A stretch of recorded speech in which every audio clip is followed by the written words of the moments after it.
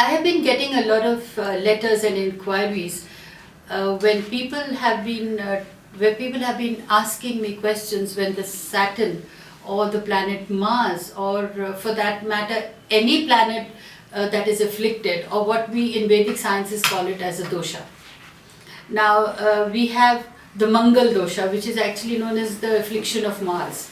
We have the Saturn dosha, Saturn dosha, which is known as the affliction of the planet Shani or the planet Saturn. I actually pondered over this all, and I felt the need to explain to you all that what these afflictions or doshas really are. We start with the affliction or the Mangal dosha, or the affliction of the planet Mars. What happens is that Mars is also, though not a very fast moving planet as Mercury, it still moves backwards and forwards.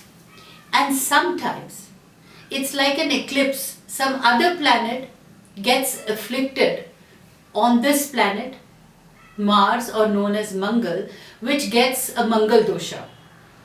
And then it also, like Kal Sarp Yog is also one of the doshas which comes under the Mangal dosha.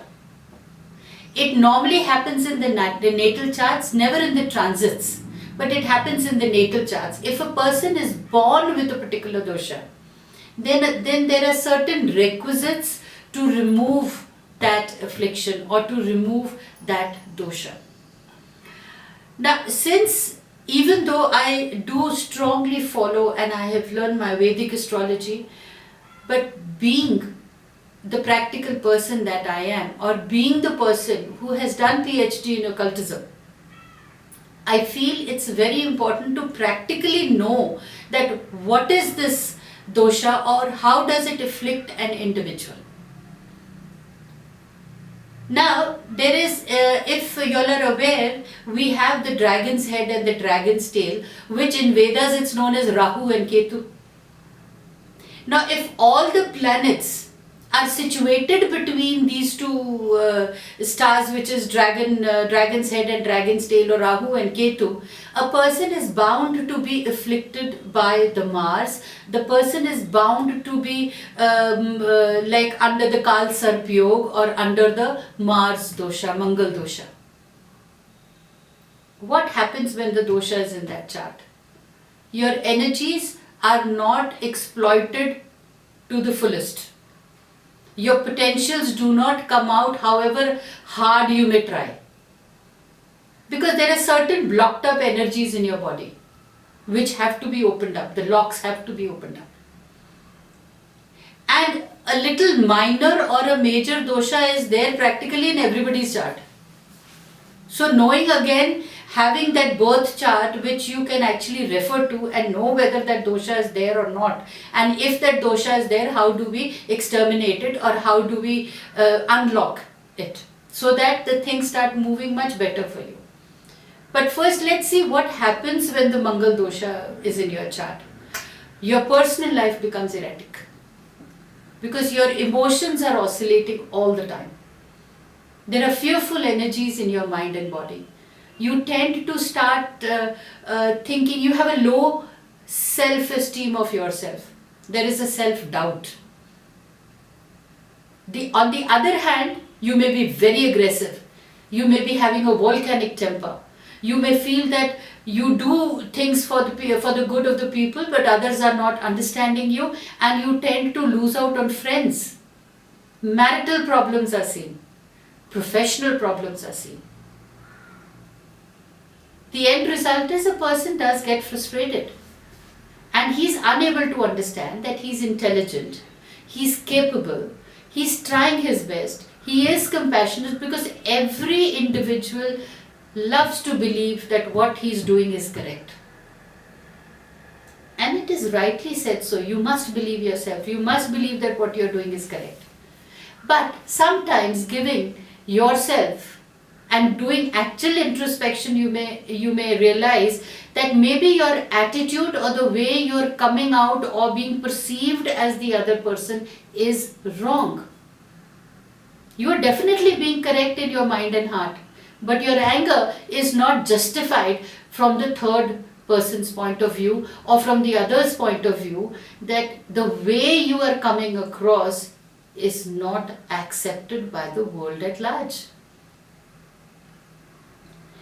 Such people, when I have seen individually in their chart, I have realized that the biggest problem is that their planets are constrained between the Rahu and Ketu. Thus the Kalsarpa Yoga has come into being. Since Mars is afflicted, there is a Mangal dosha. The weak planets are not giving and not exploiting the full potential of the individual. And then we start working on how to make these planets much more beneficial to you.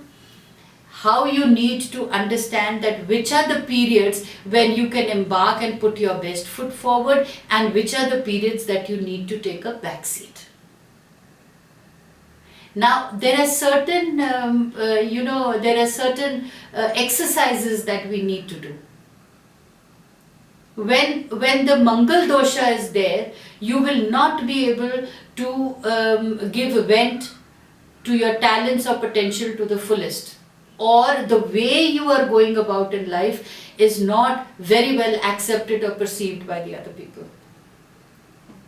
Which means that the water energies are less in your body, the fire energies are more, and you are unable to adapt to what other people are thinking. In fact, you're thrusting your ideas on the other people. So how do we balance these energies in your body? There are certain exercises that I tend to tell my client that, okay, if you do this, then you'll be able to unlock these locked doors, and you'll be able to come out and give your full potential and come out with your full talents, and you will reap rich rewards for the same.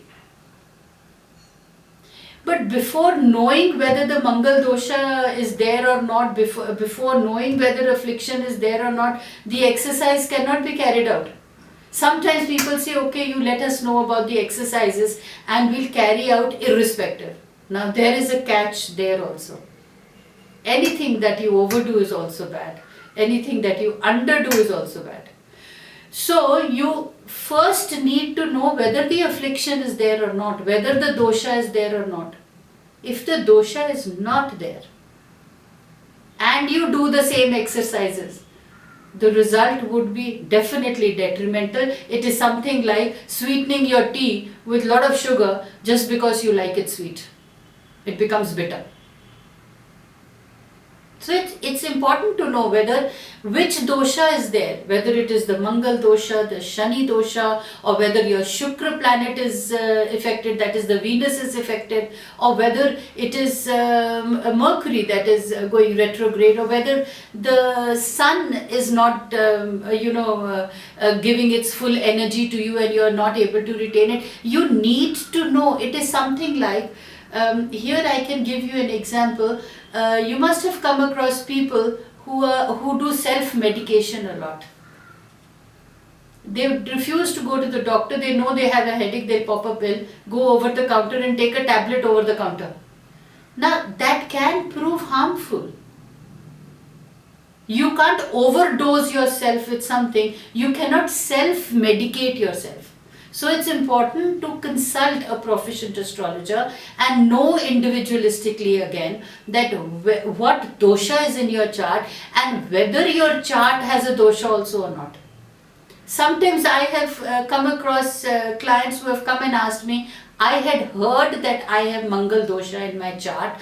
Can you please verify it for me?